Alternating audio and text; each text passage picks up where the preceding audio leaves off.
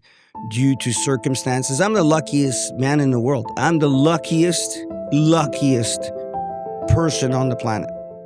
The way things occurred, the way things happened, the way things manifested. Here I am, a little kid from Chile, Valparaíso, comes to Canada, doesn't speak English or French, is not very good in school. I managed to get into law enforcement, and somehow I end up in New York City after the attacks. I arrived there on the 17th of September, and of course, retrieving, human remains. You can fall off. I know what you meant. You can now. fall off Mount Everest. So I carefully set foot on top. Yeah.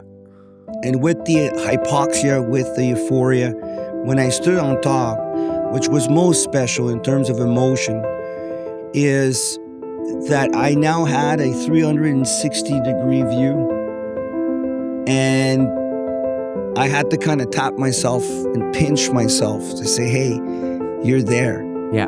I'm on top of the world. Yeah. I freaking made it. Yeah. I couldn't believe that I made it. And as I was looking, I remembered the picture that I saw in the National Geographic magazine. Yeah. And that brought home the power of visualization. Wow, I always say the key to success is choose your goal, put a poster in your bedroom, get a big poster of your dreams, stick it on your bedroom door. So every time you get up, every time you wake up and you're half asleep, you don't want to go train, you don't want to go to school, you just want to go back to bed, there's your dream on your door. Yeah. Waving at you, going, hey. Hey, Starborn community, hope you're doing all right. I'm here with a very good friend, Manuel Pizarro. He's a law and enforcement officer and 2 times submitter of the Everest. How are you, Manny? I'm doing good. I'm a little nervous, but I'm happy to be here. Wow. I'm feeling grateful, fortunate, and very, very lucky to be alive, brother. With all the things I've done in my life, I'm very lucky to be alive. And former law enforcement, I've retired now. And yes, 2-time Everest summiteer. So hopefully we have some lessons for you guys. I'm in the process of healing from a lot of trauma that has happened in our lives. It's not easy to be a policeman, and even on Mount Everest, there were fatalities. So I'm working with Lori Morningstar, who are native healers, and Rocio, who are helping me deal with the memories that I have of some horrible things. Yep. But feeling happy. I love that, Manny. I love your energy. Thank you. Let me ask the first question. I would like to talk a little bit about your background, what brought you to this point of your career, of your life, of whatever you want to share with us. Get people a little bit more in tone of who you are. So my name is Manuel Andres Pizarro. I was born in Chile, in Valparaíso in 1971. Of course, as many people know, there was El Golpe de Estado, which was the coup d'etat that occurred September 11th. Absolutely. 1973, which September 11th, much later in my life, would end up being a very important date in my life as well. So I was born in Valparaiso. I have 2 sisters, Marcela, Marisol. I want to acknowledge my mom, Elena Pizarro, and my great mentor, my great leader who's unfortunately passed away, Vicente Manuel Pizarro, my dad. Sorry for that. And so thank you. Yeah, our family, very tight Hispanic family. It can be colorful when we fight, and it can. As you know, you're from Chile, which is what inspired me to accept this invitation. I'm so grateful to be here. It gave me the trust through our friend Darren Jacqueline, who's my mentor, friend, financial advisor. I'm so lucky. I've had great mentors. I always say I am the son of 100 fathers and 100 mothers, and I am the son of 100 mothers. And why I say that is because when we're born, I think one message I want to pass on is that we have our parents, and our parents do the best they can to raise us. Yep. But it's important to develop mentors, to seek out mentors for assistance at the psychological level, at the spiritual level, and the physical level. Yep, absolutely. My life sometimes was unbalanced because you get so busy with life that you stop training, and you need a training mentor. You switch focus, and then you need a spiritual mentor or spiritual leader. financial leader, so on and so forth. So I'm grateful to be here. That's lovely, man. That's so lovely. yeah, so we came to Canada in December of 1973. Great. That was tough. That was tough. What age were you when you landed here? I was 2.5 years old when I landed. 2.5 years. Yeah, Holy, 2.5. and you speak fluent Spanish, man. Fluent Spanish. Well, my cousins and my family tell me that I sound like a gringo, right? That I sound like an English person. Yeah, so they always laugh at me when I go to Chile. Yeah. So we immigrate to Canada, to Montreal, and blessed. Thank you, Canada. I wear my flag very proudly. The opportunities that I had here in Canada, I'm not sure I may have had them in Latin America. So I'm grateful that from trauma, from that war, from being obliged to turn off our lights at night, I have some memory of when that happened, which made us a very resilient family. From trauma, from pain comes resilience and strength. Yep, redemption. Yep. And we got to keep pushing. We got to keep fighting. Yep. So grew up in Montreal, Canada. I started school in elementary, but I only spoke Spanish. So when I started elementary, it was like that Charlie Brown episode when the kid goes to school and the teacher's like, and couldn't understand a thing that was happening. So right off the bat, first day of school, I got in trouble. I got, sent to the corner because when the teacher started laughing, I started laughing because I didn't understand the language. Yeah. So she just looks at me and is like, so she sends me to the corner. So right off the bat, school was difficult. Writing, reading in French and English was something that was difficult. It affected my self-confidence, it was hard for me to pass class. I failed my first grade. I had to repeat my second grade. I had to repeat my first grade twice. Yeah. And then moved on, second grade, third grade, fourth grade. But school was a source of stress. It was a source of anxiety. It wasn't a place where I felt confident. So very early, I became very active. I would say that I would like to thank all my teachers and all my supervisors and all my friends because I was a rambunctious guy. I was a little Tasmanian devil and pushing the limits of physical exercise and adventure. We would climb churches, we would climb the roof of the school, climb trees. So to all my mentors and teachers, they were very patient with me. Yeah. So elementary school goes on. School, like I said, was a difficult place. So a lot of failures, a lot of, 22% and 42%. If I had a 60% and I passed 61%, it was like, woo, like I won the lottery. I was so, so happy. Receiving my marks or receiving my report card, receiving the test from the previous day. That was something that I actually feel right now as I'm sitting in front of you, that's still there vibrating, that lack of academic confidence. Yeah. But from lack of confidence in one place, it tends to push the confidence on the other side. Yeah, absolutely.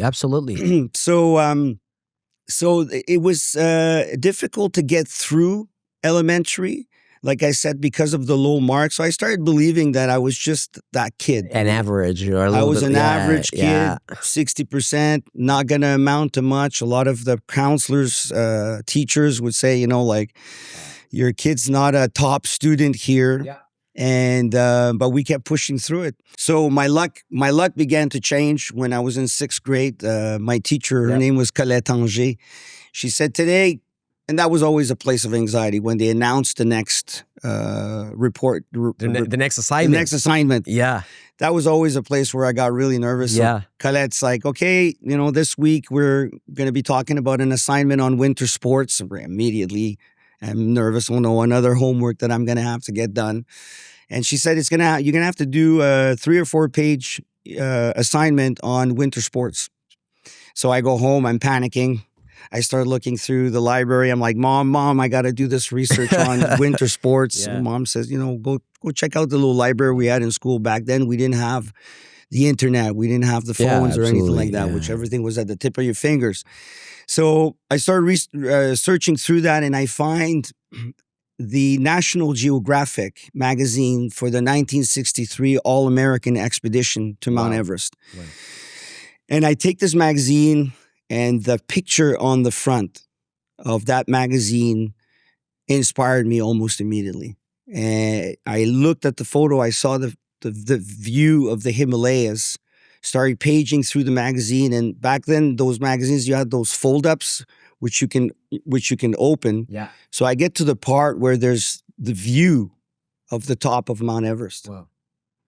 And so I get going on that. I do my research. I work all night. I'm super inspired. I'm cutting the pictures, placing everything on the pages.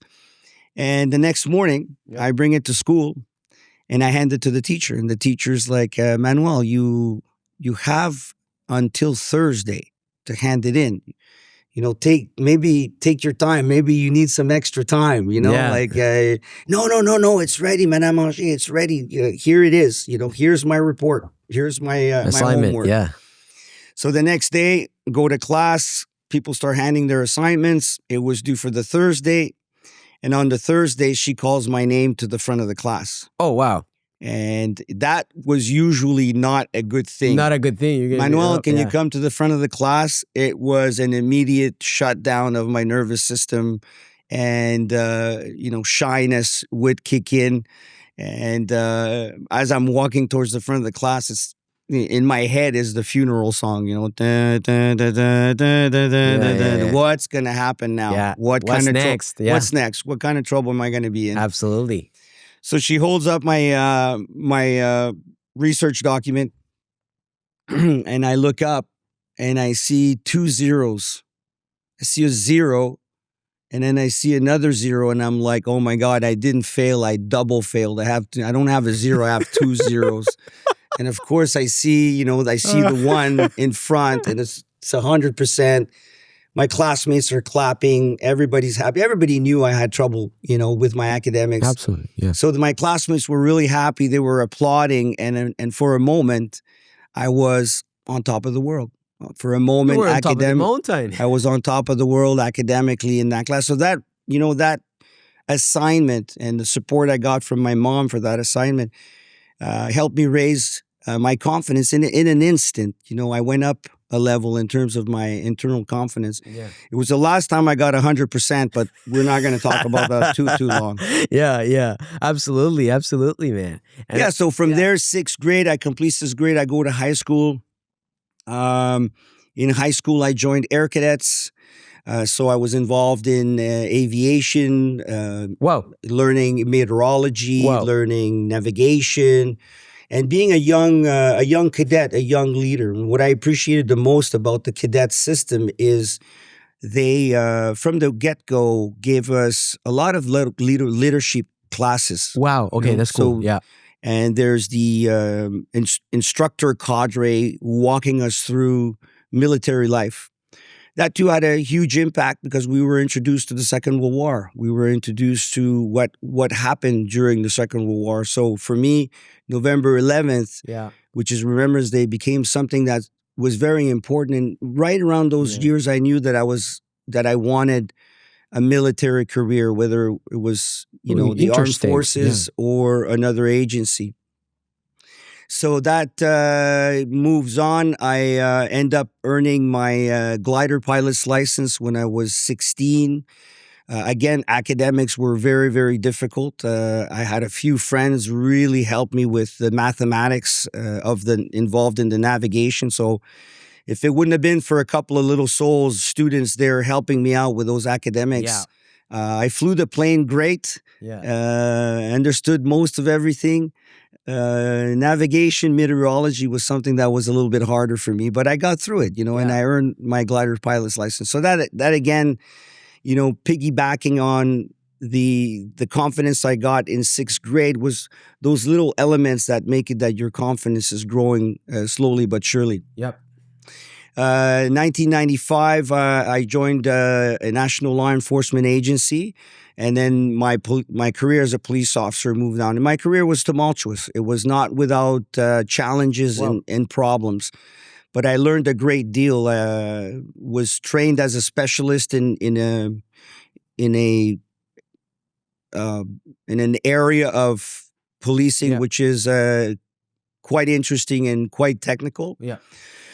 So yeah, like in 1995, two things started happening kind of at the same time as I applied and was recruited for this national agency that I'm telling you about.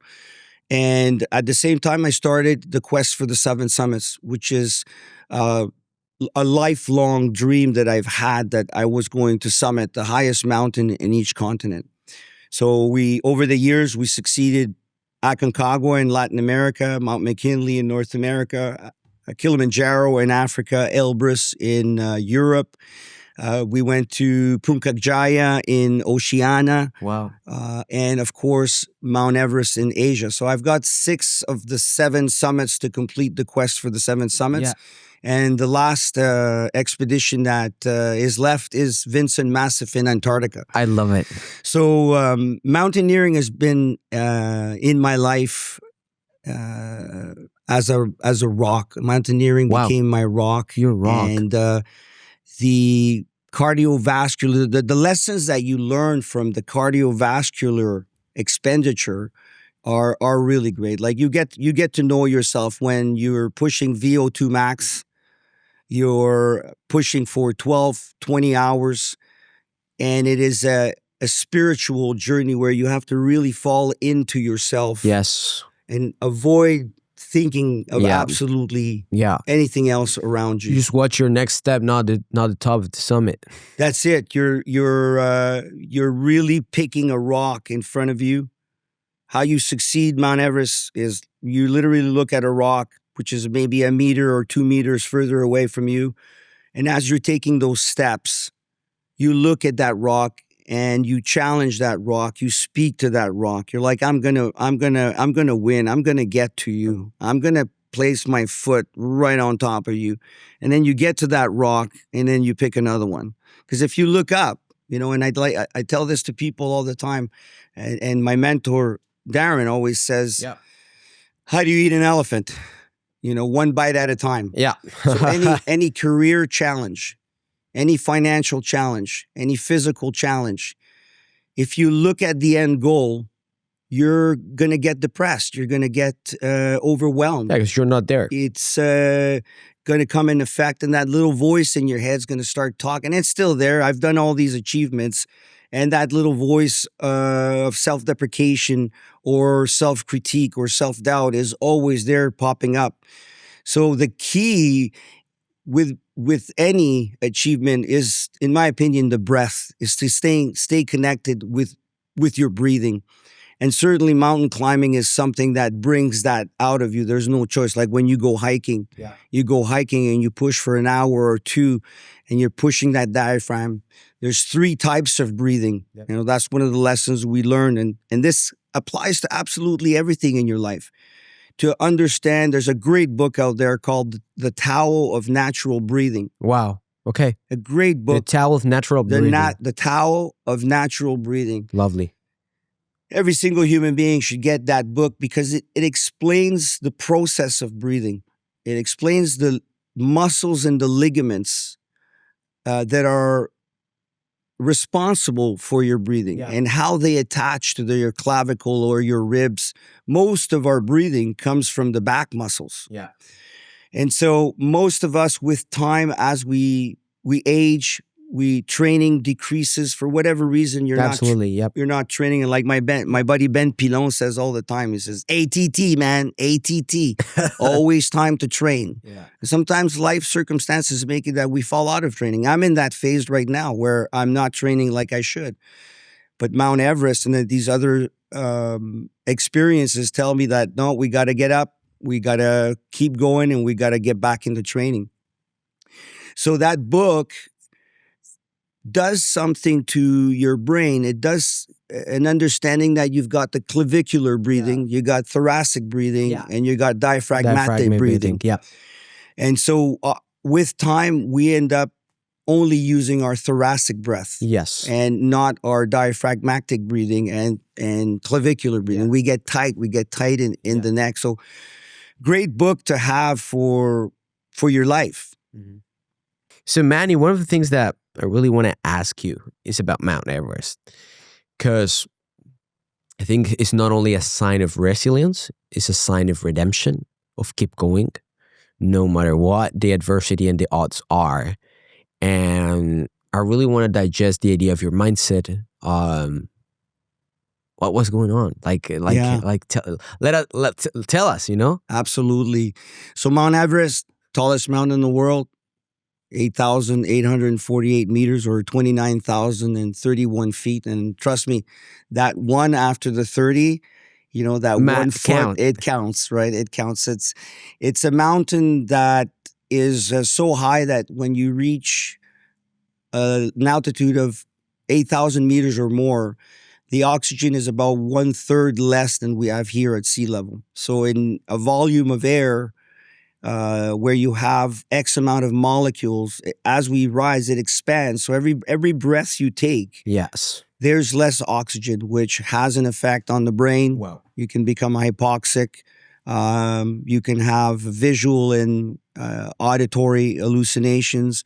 It's a mystical place. Yeah, so Mount Everest is the name that it was given. Yeah. But the locals, the Tibetan people, call Mount Everest Chomolungma, which means Mother Goddess of the Earth. Wow. So the local community, the Tibetan people, the Sirdars, the Sherpas, they see Mount Everest as the Mother Goddess that provides energy and fresh water for the rest of the world. Wow. And so it's a very mystical place. We took about 2 years to plan the expedition. At that time, I had taken a leave of absence from work. I had taken up a job with Lester B. Pearson's school board, and I was an integration aide. I was working with kids with disabilities, kids that were in wheelchair. Wow. And I had started planning my expedition without really knowing when or how I was going to get the $65,000 to pay for an expedition. It's an expensive sport. Yeah. That's why every expedition I've ever organized, it was always for charity. I always thought that my dream and my passion was kind of a selfish choice. Just the equipment that we bring there could feed a family for more than a year. So we always took the philanthropic approach of raising money for charity. So we raised money for the Children's Wish Foundation, the Vancouver Children's Hospital.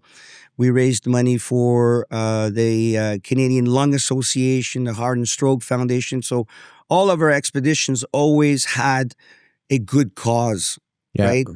I believe that any choice we make, any dream and passion that we have, that we choose as human beings, you should always think, how is this bettering humanity? How is this bettering others? And I believe that luck, you get this amount of luck from the universe that comes and assists you, and magic happens. Yes. So there I am sitting, taking notes, looking at my books, not really knowing when I was going to. It was the early stages of organizing planning. this. Yep. And John Brennan, the director of human resource for the school, which I didn't know who he was, he walks by me. He looks at me at the table working on my stuff. And he says, "What are you doing there?" I said, "Oh, I'm just taking notes. I'm planning." I see that. You have a book on Mount Everest and you're making notes. You're clearly planning this. When are you going? Just like that, out of the blue. Lovely. Out of the blue. And beautiful. magic happens when you make choices. Yes, that's beautiful. Magic happens when you make choices. Yeah. And so I'm sitting there, I make this decision, don't know where I'm going, don't have the money, don't know how I'm going to get there, but I'm going to get there. Yeah. And he says, "My name's John Brennan. I'm the chief of human resources for the school board.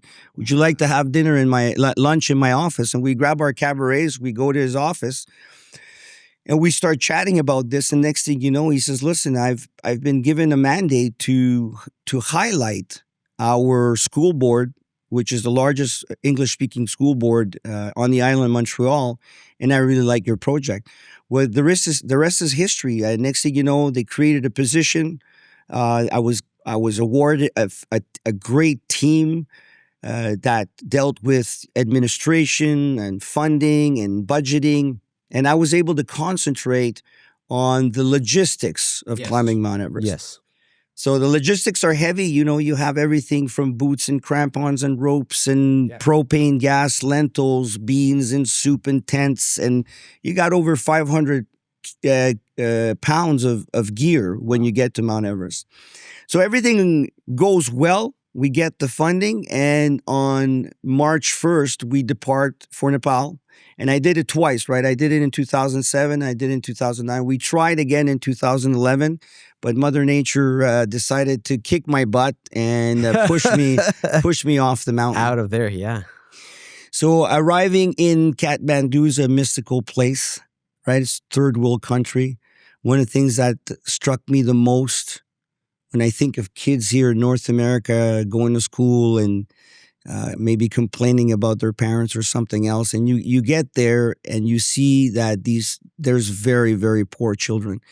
And you see children and families picking up garbage in dump yards just to be able to eat. So that strikes you in that contrast that we have between North America and countries like Nepal. But we get to Kathmandu. We start dealing with the permit office. My good friend and Sirdar Samdam Sherpa, great people. The Buddhists. The Tibetan people are so soft. They're so nice. They're so accommodating. Yeah. And we start, all the gear, the gear check, getting the permits, and then once everything is ready to go, we kind of put it in a storage unit, and we go off to the south side of the mountain. So Mount Everest is between China and Nepal. Yeah. So the summit of Everest is right in the middle. Yeah. So literally when you're at the summit, you have 1 foot in China and 1 foot in Nepal. Absolutely. So we off to the acclimatization phase, which basically requires a lot of cardio. And it's just to get used to many things, the weather, the cold, the water. In the water, the water, you boil it, but there's different pathogens. When you travel to other countries, you can get some diarrhea. Yep. And of course, the acclimatization at the level of the blood, right? Oh, okay. So inside of you, we have hemoglobin, which are red blood cells, and you also have myoglobin, which is kind of like a chemical version of an oxygen molecule, which stores in the muscles. I'm not a physician, but that's kind of the way it's explained. Yeah, I got it. That's fantastic. So the idea of heading to the south for 14 to 21 days is to get your cardiovascular output and power out, to get used to the water and the food, so that you can get that diarrhea or that illness prior to being on the mountain. There's more people that fail Mount Everest because of diarrhea than anything else. Wow. It really kicks your butt. Yeah. You lose your potassium, you lose your water, you can't eat, you lose appetite. And you dehydrate. You dehydrate. Quick, easier, right? That's it. Quick and easier. So 14, 21 days on the south, we acclimatize. We bring things like a pulse oximeter and other tools that we use to gauge how our acclimatization is doing, the color of your pee, how well you slept, how much did you eat. Everything tracked. Everything is tracked. Once that acclimatization phase is done, we come back to Kathmandu, but now we don't want to stay there too long because you're acclimatized. You have you've created a lot of myoglobin, excuse me. Yeah. And so you don't want to be down at a lower altitude because 2, 3, 4 days into it, you lose the acclimatization. Yeah, I know what you mean. Yeah. So because we left everything ready, we load all this Jeep train, and off to city of Jiangmu we go, which is called the Friendship Bridge, which is the border between Nepal and China. Wow. So we use jeeps there. We get to Jiangmu. We rest there. We cross the border. We sleep on the other side, and we start climbing up the Tibetan plateau with these 4x4 jeeps very, very slowly.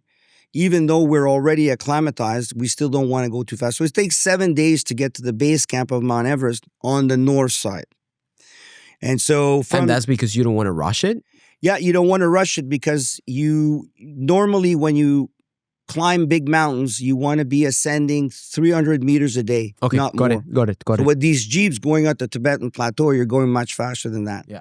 People who did not acclimatize, there's a lot of climbers get to Kathmandu around April 1st, April 5th, and then they get on the jeeps and they start gaining altitude and they suffer greatly. Right off the bat, they're sleep deprived, they have sleep apnea because of the altitude. Yeah.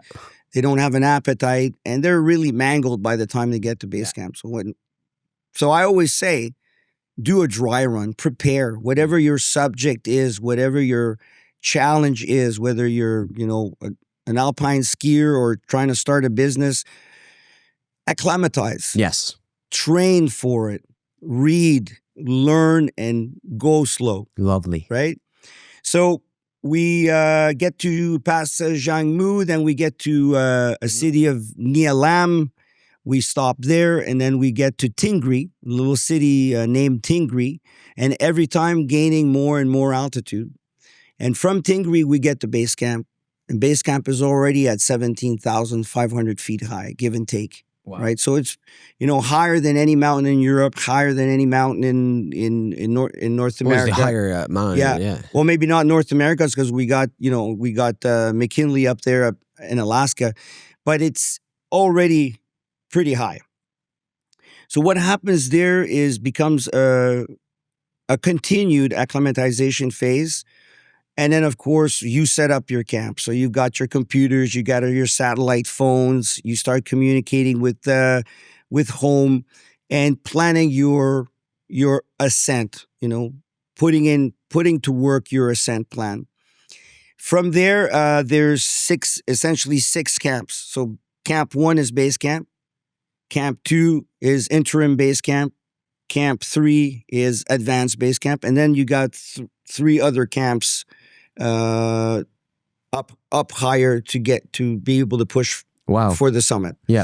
So the first, second, and third camp, with the permit fees that you have, there's more services there. There's more people to help. And you also have the yaks. So the Tibetan herders, they have these humongous yaks, these big cows, and you put all that gear on the cows and they bring it to advanced base camp. So your pack is quite light from base camp to interim base camp, which is 19,000 feet, give and take. The height of Kilimanjaro, 19,500. And then advanced base camp, you're now pushing roughly 20,000 feet.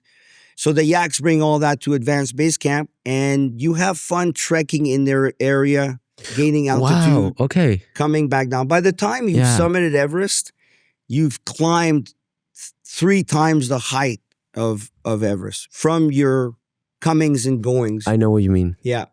So when you get to advanced base camp, that's an interesting place. There's climbers from all over the world, different nations. You're going to have in 2007, 2009, when I was there, you had easily 300-400 people there, if not more, perhaps, with the Sherpas. How many people made it? There's I don't have that statistic, but usually 1 in 10. Wow. Make it up. Pretty much. Wow. When I was and of course there's fatalities begin to occur as climbers get higher and higher. You start hearing of someone who fell or someone who had a heart attack. I was involved in trying to save a life of a man that had a heart attack in his tent. Did CPR for 10, 15 minutes. Wow. Excruciating effort to do CPR at 23,000 feet. He passed away. My friend Frank passed away in 2009. And we had some pretty important conversations about, using oxygen and not using oxygen. We had existential conversations about that. And unfortunately, that we can touch on that a little bit later. So when all your camp 1, 2, and 3 are set up, and your advanced base camp is set up, there becomes the really hard work. Now you're starting to pack heavy gear. Some people are millionaires, right? Yeah. Some people have, and that doesn't take anything away from their expedition, because you still got to push your way up. Absolutely. But if you have the extra fund, you have the extra Sherpas and the extra help, so they can help you carry gear. When I was there in 2007, 2009, we were on bare bones. We had we were the poorest expedition there. Oh, wow. And so once you're there, there's a sort of a huge reunion of team leaders, and teams immediately inform, listen, I'm a small team. Wow. I'm going to be, behind the stronger teams. And we all have to bring 500, I think it's 500 feet of rope, or maybe 500 meters of rope. It's a big roll of rope. And then everybody puts money in a pot, in a bucket. The price changes year to year. I think back in my day, it was $300 that we had to put in the pot. And what that pot is for is the strongest team on the mountain, which usually is the Chinese, because the Chinese have their Mountaineering Association.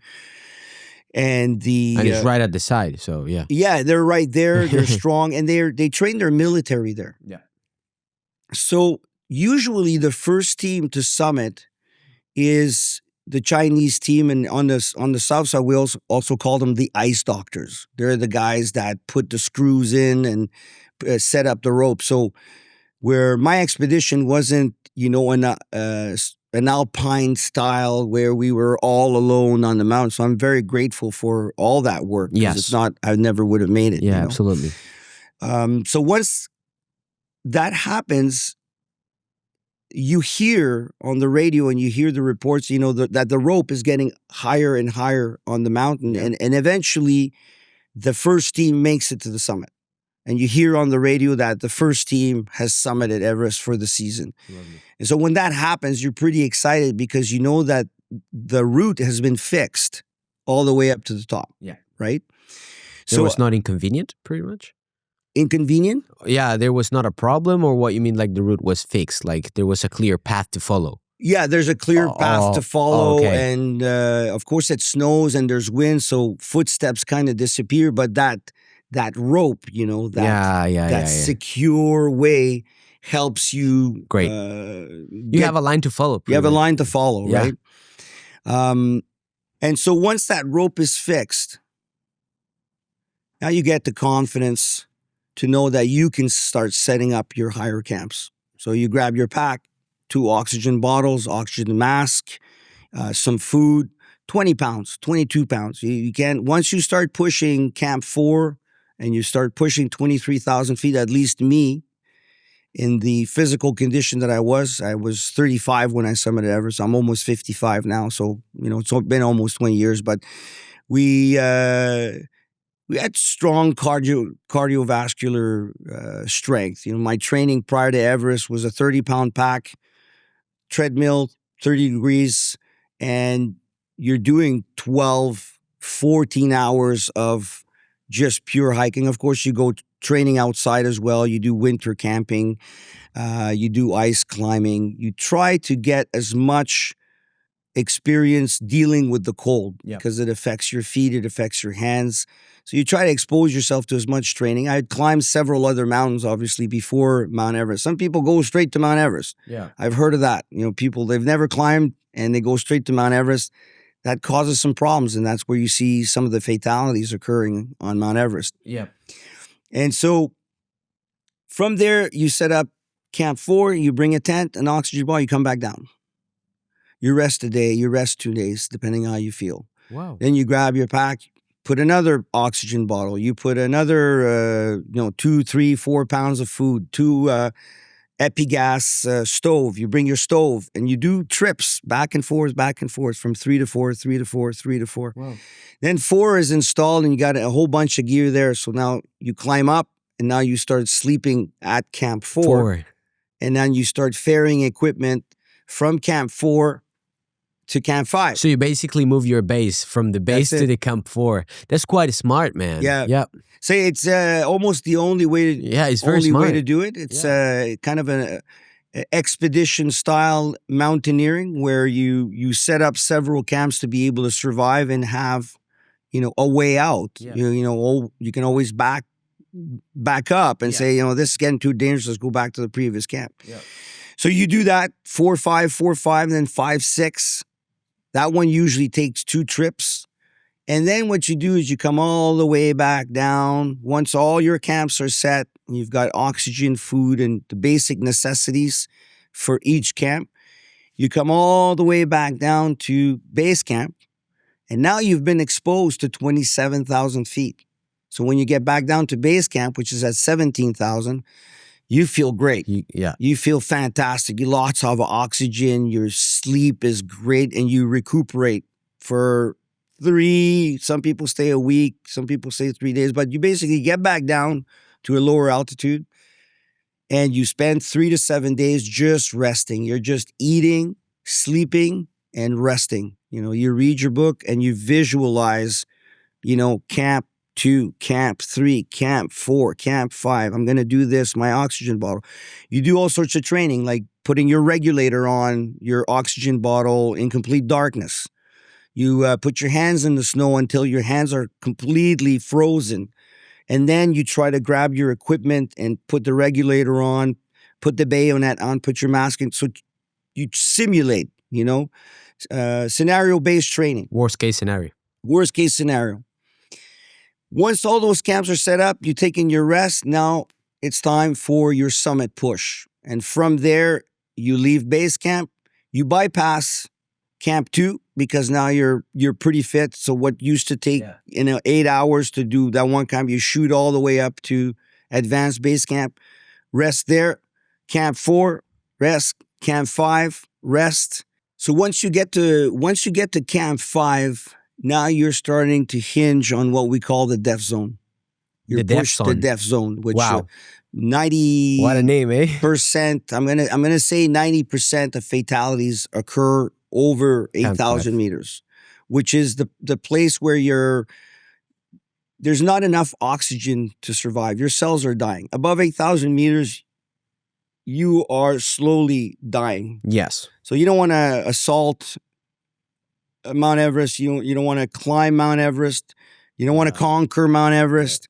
You want to survive Mount Everest when you're starting to push 8,000, 8,300 meters. And that's where it gets really spooky because now you start seeing the dead bodies.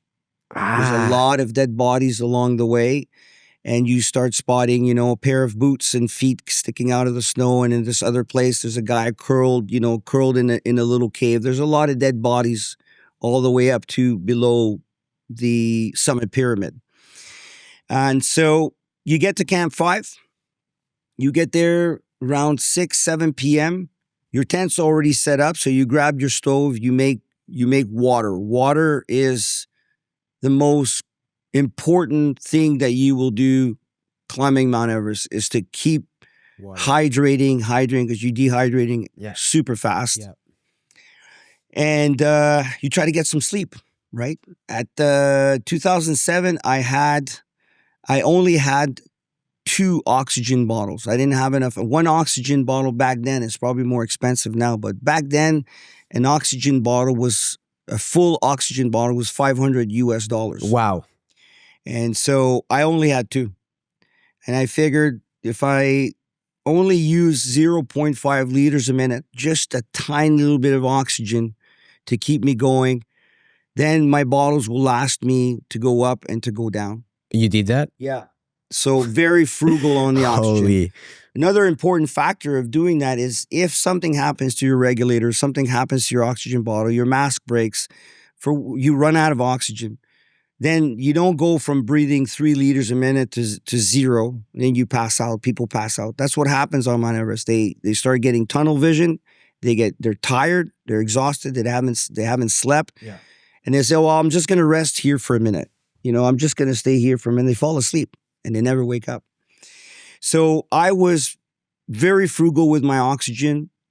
On specific spots, I would breathe 2.5, 3 liters a minute for that section, because you have steps. Mount Everest has these steps where it gets hard here, then it kind of gets flat, then it gets really hard here, and then gets flat. It's like it's a staircase.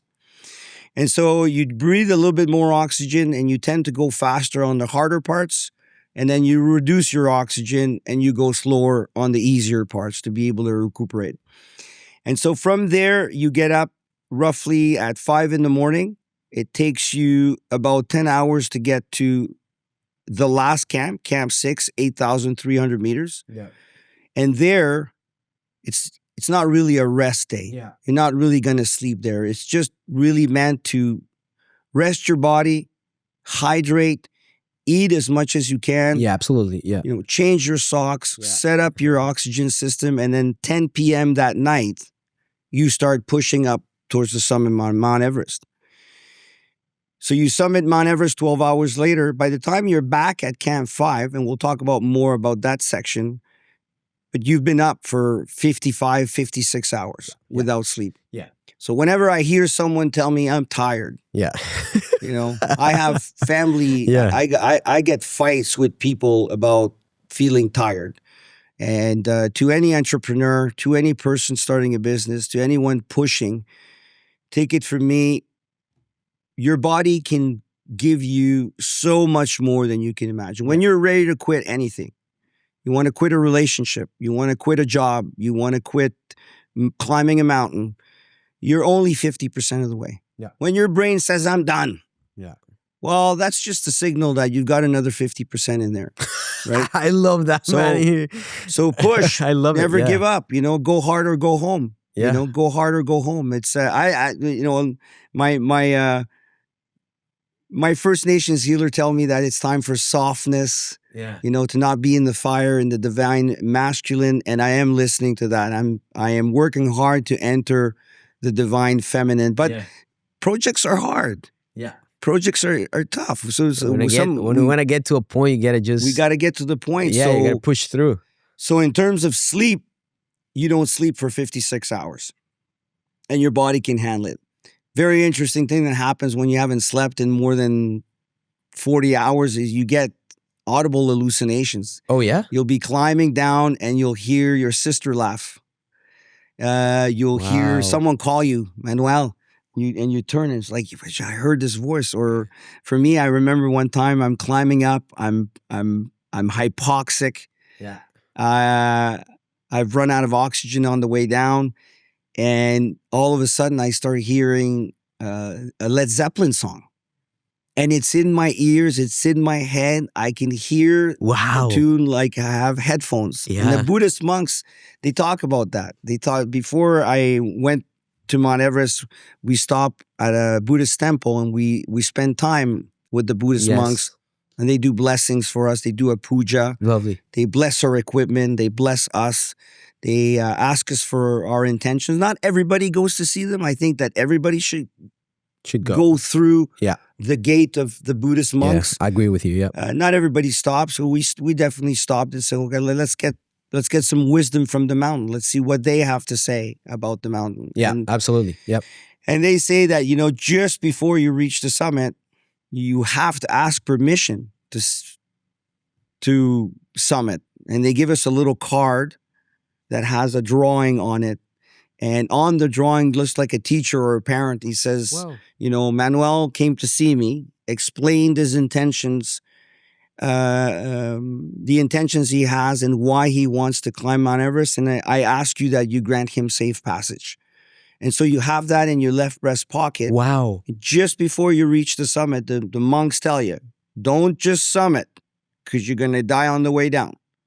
Just before you get to the top, get on your knees, pull out the little card that I gave you, present it to your forehead and present it to the universe, to the creator, and ask permission before standing on top of the world. Wow.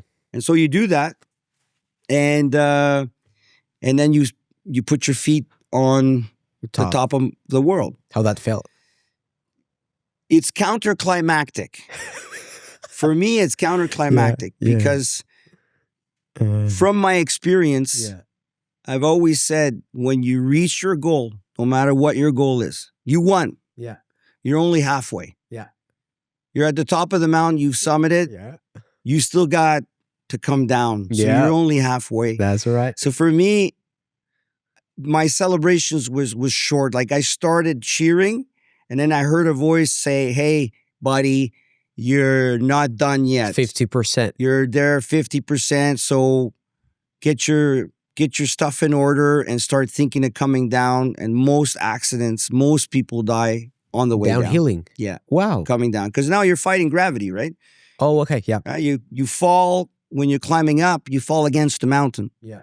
You fall on the way down, you fall with gravity and momentum, and that's where you break ankles and all sorts of bad stuff happens. So, Manny, what about when you were on, let's say, the top of the mountain? Like, what was the overview, right? Mhm. Because you were dreaming this since age what, like 6, probably when you were in 6th grade. I don't know Yeah, what was your sixth age. grade, you're 12, Yeah, might be 13 okay. years 12 old yes. around there. So you have yeah. seen that overview in a picture, but what was feeling like on top of the world, like on Yeah. top of the highest mountain ever? Yeah, that's the quintessential question, right? Like, how did you feel when we got to the summit? There was a lot going on in my head, mostly to do with safety and coming back to reality and not letting euphoria take over. Success is a very dangerous place, right? Yeah. And I had that ingrained in me that once that moment was going to arrive, that I had to be super cautious. But how it ended up happening is when I reached the summit ridge, I was able to see that there was about 5 people in front of me, and there were people arriving from the south as well. So I could see people standing on the summit. Many times I pulled out my video camera and started filming, and slowly approaching the summit, I pulled out that card that I was telling you, and just about 4 or 5 feet below the summit, I became very spiritual, got on my knees in complete humility, complete vulnerability, redemption, and asking the mountain, one, permission to set foot on the top, but also asking her not to kill you on the way down. Yeah. So it's a mix between containing your euphoria because you're there, and then being humble and careful.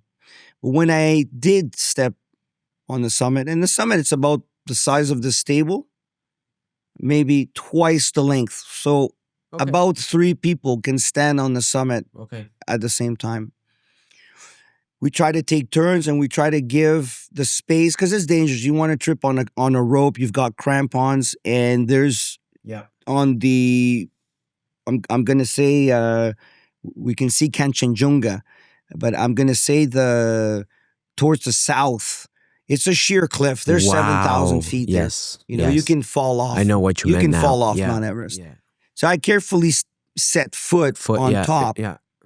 And with the hypoxia, with the euphoria, when I stood on top, which was most special in terms of emotion, is that I now had a 360-degree view.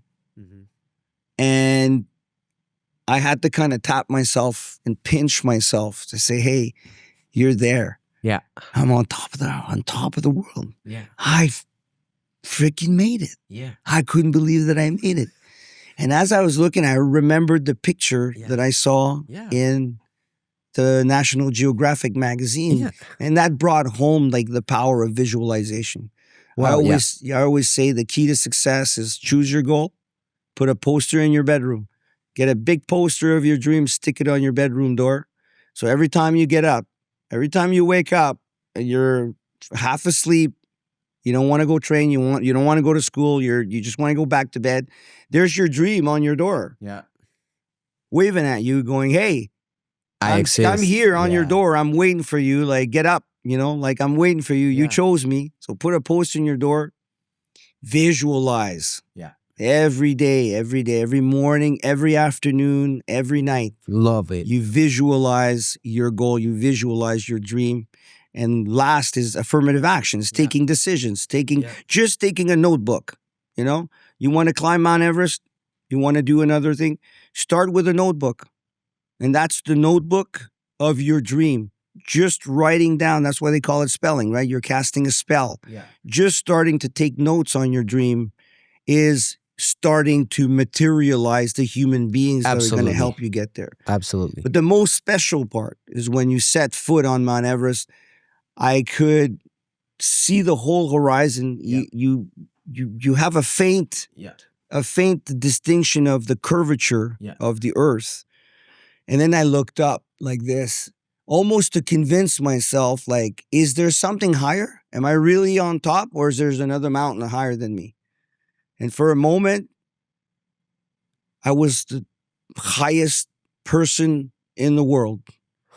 And I felt like the earth was beneath my feet. Wow. I literally felt like I was floating above the mountain, and that earth was Wow. below me, beneath me. Wow. So I felt the sense that I was in space. Yeah. And the sense of oneness with the world, that we're this small little pearl in the middle of nowhere. Yeah. And we have all these people on this planet, and there's no borders, there's no colors, there's no religions, there's just a sense of oneness. Yeah. And the astronauts call that the overview effect. It's a spiritual awakening that we're all interconnected. Yeah. And so that was the most special part of summiting Mount Everest. I love it, man. I really love it. So if we go down back to say mindset, like what does it take to push through?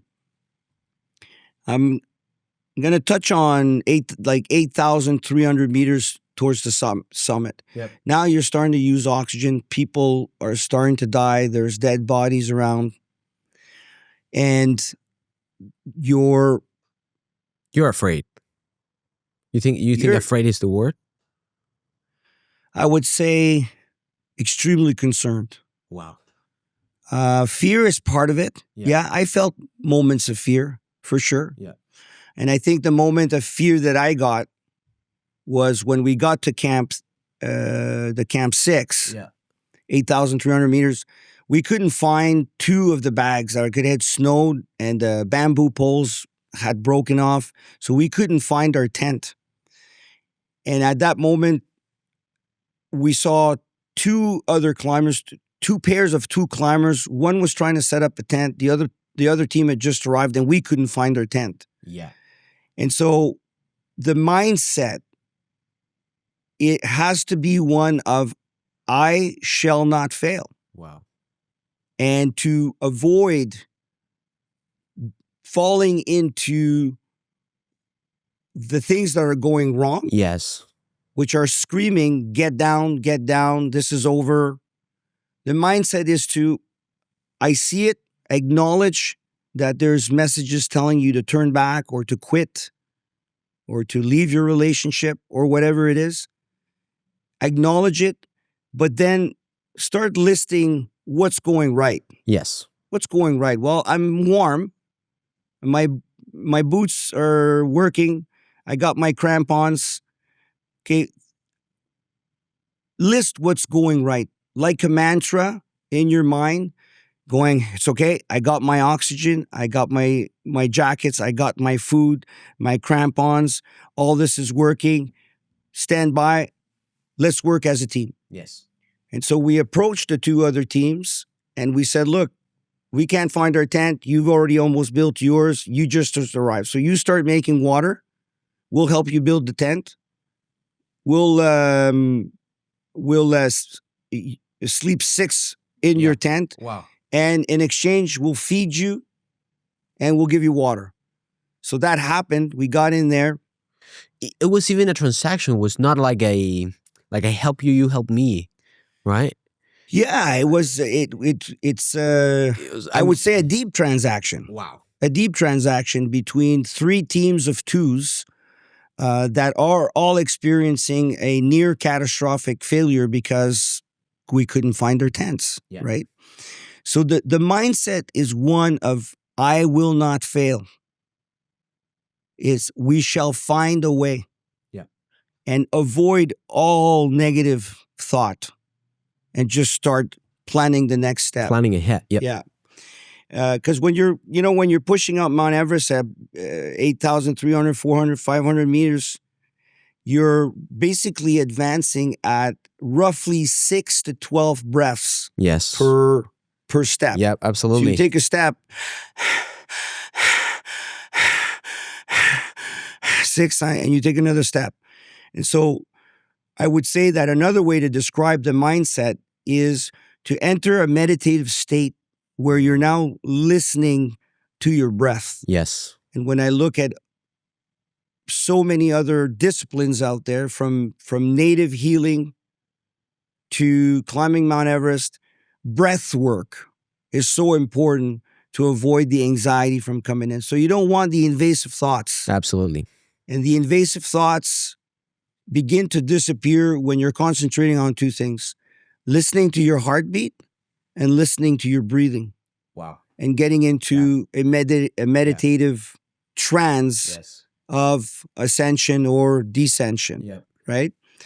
That's kind of where we had in 2009 one of the most difficult parts of the expedition was when we decided to separate the teams because some people want to summit without oxygen. And I was, in my book, I was like, look, why do you don't want to climb With oxygen? without oxygen? So, well, it's cheating. Some people consider that it's cheating. And I can see it, to be in athletic, an incredible athletic condition. Maybe I would have tried it, but I consider the oxygen to be just like a pair of crampons or the rope. So I'm like, well, if you don't want to use oxygen, why are we using a rope? Why are we using crampons? Everything would be cheating. That's right. So in 2009, our team departs. A lot of people, for different reasons, quit their expedition. And when I set off towards the summit, I thought Frank was ahead of me because he wasn't climbing with oxygen. I thought that he was going to leave earlier. I get to the summit the second time, May 21st, 2009, and I don't see Frank on the way up. And I get to the top. I'm like, where's Frank? On the way down, I'm on the top of the summit pyramid, and I see Frank coming up the mountain. Wow. And he's on his he's on his hands and feet. Wow. Panting. Wow. Panting. Wow. And so I come down, and when I get to him, I sit in the snow face to face with Frank, who doesn't want to use oxygen, and he's blue. He's cyanotic. His lips are blue, and he's panting. He's like this. He's out, yeah. And he's like, how long? How long? How long? That's all he can ask me is, how long? How long? Holy. And I'm like looking at him, and I said, Frank, at your speed, you're about an hour from the summit. And that just crushed him. Like he just put his head down and he's pounding on the snow, shaking his head. I'm like, Frank, think of your fiance. Think of, your family. Mountain ain't going anywhere. Let's go down. At one point, I almost, in my mind, I dealt with, I dealt with the idea of going back up with him, summiting with him, and then coming back down and assisting him. Yeah. And again, in my head, there's this question of oxygen, no oxygen. And that was your choice. So another advice I have, yes, for people is sometimes you gotta let go. Yeah. Sometimes you gotta let go. And that was hard. That was hard to make the decision to go down without Frank. But before that, I kind of tried to trick him, and I was sitting in front of him. I took my oxygen mask off, and I held it down here just above my mouth. I'm trying to convince him to take some. And he was like, no, he was refusing the oxygen. And I said, Frank, nobody's going to ever know. I'm never going to tell a soul that you took 2 minutes of oxygen to take a break prior to, pushing to the summit. And so there was this dramatic situation, and I finally decided to stick the mask right in his face, to kind of push the oxygen on him, hoping that he was going to come to that he was going to get a little bit of more awareness and realize that, we should get down. Yeah. But Frank gets upset and grabs my mank and yanks it and throws it. Wow. So when that happened, I was concerned that he had pulled on my high pressure hose, and I get my mask back. I put my mask back on, Yeah. and I hadn't even realized that I had lost tunnel vision. I had lost peripheral vision. Just because The time I was sitting there, put my mask on, and then my peripheral view started coming back. Yeah, start opening. And as it was opening, I look left, I look right, and I go, oh shit, I was becoming hypoxic in my daughter's face. And my daughter was 5 months old when I went to Wow. Everest in 2009. And like I said, selfish, right? Here I have a family at home and a little girl at home, and here I am, attempting Everest for the second time. People say, why'd you go up a second time? And I said, well, I forgot my hat, so I had to go back for it. But my daughter Everest, and I named my daughter Everest, and take this moment to say thank you to Chantal. She deserves a medal, my better half, and my two beautiful daughters. Chantal, Evie, Catalina, I love you. I love you. Thank you for your patience. The demon is getting better. Yeah, so Everest, I always tell Everest, I said, you saved my life, because that second expedition, I was there trying to push him to come down, maybe go back up with him and then come back down with him. I was having all sorts of ideas. Your thoughts, yeah. My daughter comes into my mind. I'm like, put my oxygen back on. And I said, Frank, I'll see you on the other side. And I was quite sure I would never see him again. And that's what happened. He died. He made it to the summit and unfortunately died on the way down. I'm sorry. So thank you. I appreciate that. I appreciate you saying that. It's something. Like I mentioned earlier, I climbed mountains. Yep. There was fatalities. In law enforcement, there was fatalities. My friend Danielle Gillis drowned. That was, a traumatic time for our detachment, for our friendships. And so you accumulate these traumatic events. But to go back to the mindset, it's a mindset of visualization, where you see images. You physically have to draw images of you on top of the world, or you driving that car, or you in your podcast studio. So one is to have a clear image of your goal. That's why the poster is so important. Yep. Because when things get tough, that's right. The visual cue that you have from that picture, you can then close your eyes and visualize that. Yeah. And we call that, in some places, we call that remote viewing, which is the ability to imagine something that is elsewhere, but you can enter it, see it, and feel it. Absolutely. Right? And once you feel it, now like there's some mystical, funky, quantum mechanics stuff happening that the circumstances make that you get there. Yeah, absolutely. Right? The other mindset is the other thing on mindset that I want to say is, when things get tough, hum, whistle, or sing. Because when you make noise with your vocal cords, it's going through your skull, and it has an effect on your cells in your brain. Yeah. So to go into a little bit of a ballad where your body's hurting, you want to quit, and you're climbing, you're going, step, breathe out, step, breathe, and all of a sudden there's this little dun dun dun dun, step and breathe, exhale, inhale, step and hum, and that's also with life. Like, you find rhythm in all of what you do, right? Yeah. Like coffee, morning, shower, close shower, go to work, read this. Like, it's non-stop, right? Exactly. All the single time. Breathe. No matter what you're doing, take deep breaths. Keep breathing. And I'm the king of breathing if we look at Mount Everest. Yet lately I've been having trouble breathing and having little, mini panic attacks. Yeah. So what's great about Everest is, as my life progressed and things got tough, things got tough with family, things got tough at work. Absolutely. My dad died. Things got tough. Yeah. Well, the great thing about achieving your goals it's not if, but when your life sucks, Yeah. you can go back and redraw the lessons from something you did in your 20s, something you did in your 30s, in your 40s, right? Absolutely. Absolutely. So, Manny, something that I really want to touch base or I really want to understand about you is obviously, well, not only you have all of these good achievements, right? Law enforcement achievements.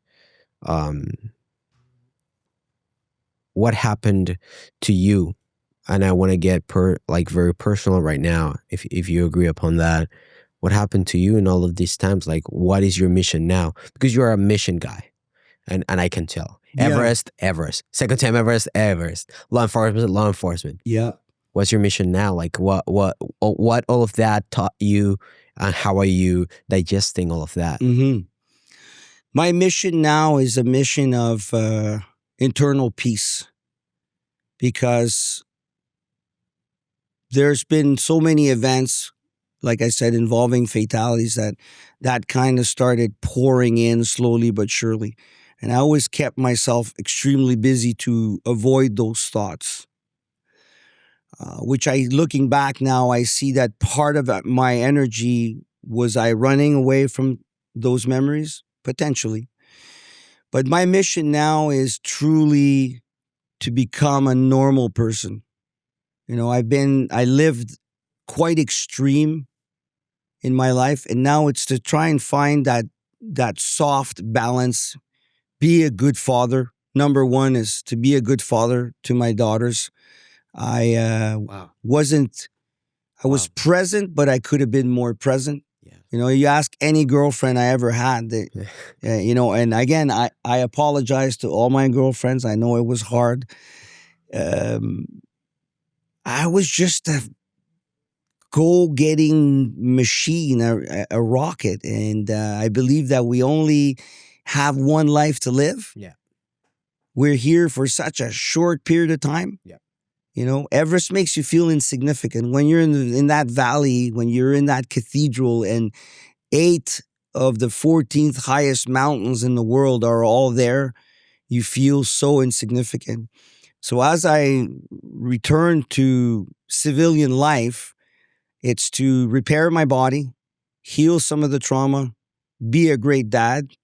And I also bought a couple of acres where I would like to build my residence and have a small little center for veterans to be able to come and discuss, the issues that we live in policing. I love that. I love that, Manny. Wow. To be able to, have resources there to learn what trauma is all about, to deal with those terrible images. Yeah, and that's fantastic, Manny, because I think there's a perception of law enforcement, soldiers, whatever it is, that you guys are tough, and you are, but when you're out of the mission, you got to carry all of these nightmares. Yeah, we're not, Yeah, and we think we're invincible. Yeah. We think that we're invincible. I can say with great certainty that many, many times I said, nothing's going to happen to me. Right? And I felt blessed, Yeah. right? I felt blessed. And 2022, I got my ass kicked at many, many levels. Yeah. That's why I said earlier, I apologize to all my supervisors. I drive them nuts, right? With my energy and the amount of ideas I'll have in a day.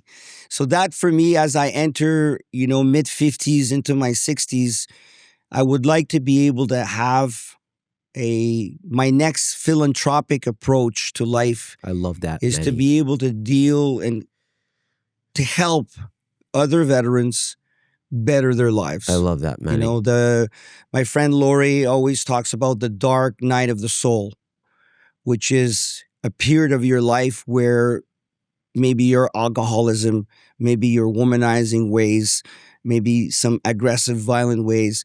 All of a sudden, when you fall into consciousness, you start remembering behavior that maybe you didn't remember that you conducted yourself like. Absolutely. Right?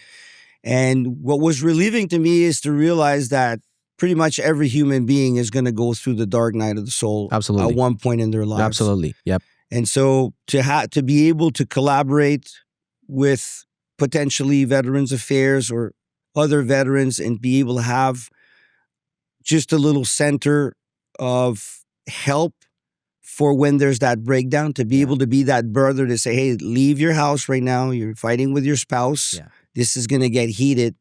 And then you have an extra room, and you have a separate bathroom, and there's a little garden there, and there's books, and there's material there, and resources to be able to say, let's help Bob, or let's help, Mike, whatever. Mike Yeah. to get through this. I would say that's my mission now, so to be able to help veterans as best I can, and to be the best dad I can.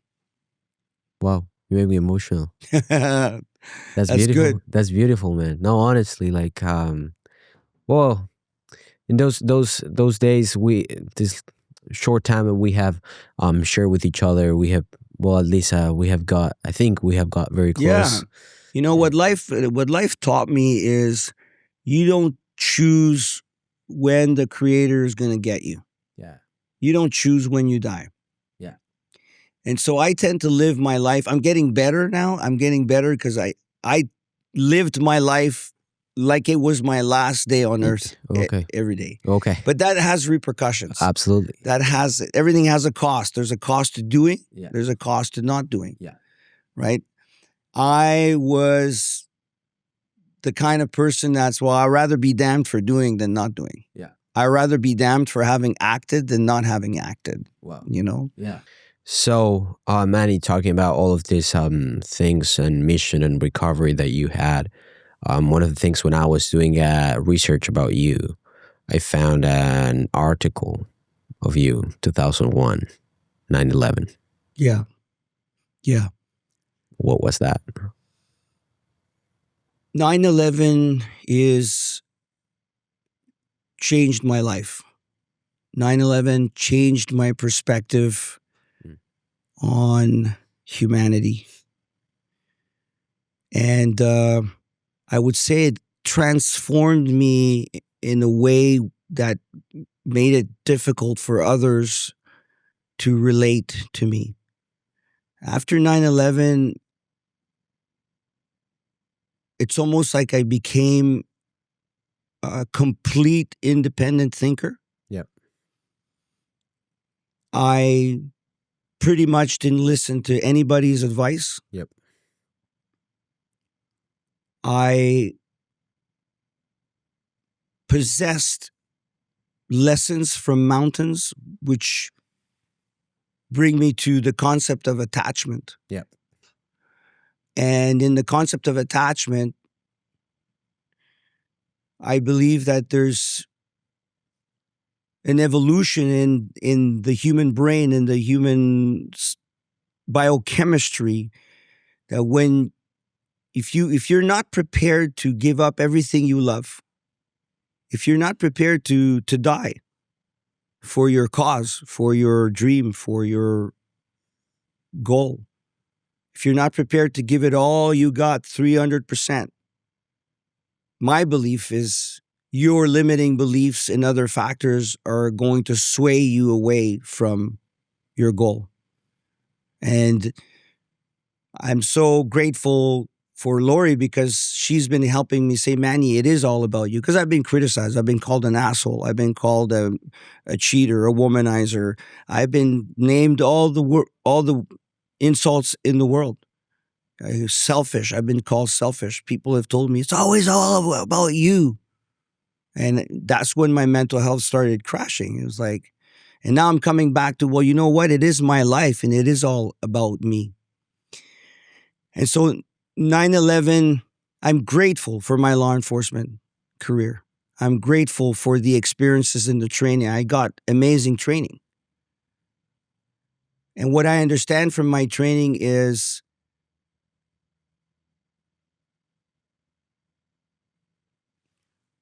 every time something pisses you off or someone pisses you off, you're actually looking in the mirror.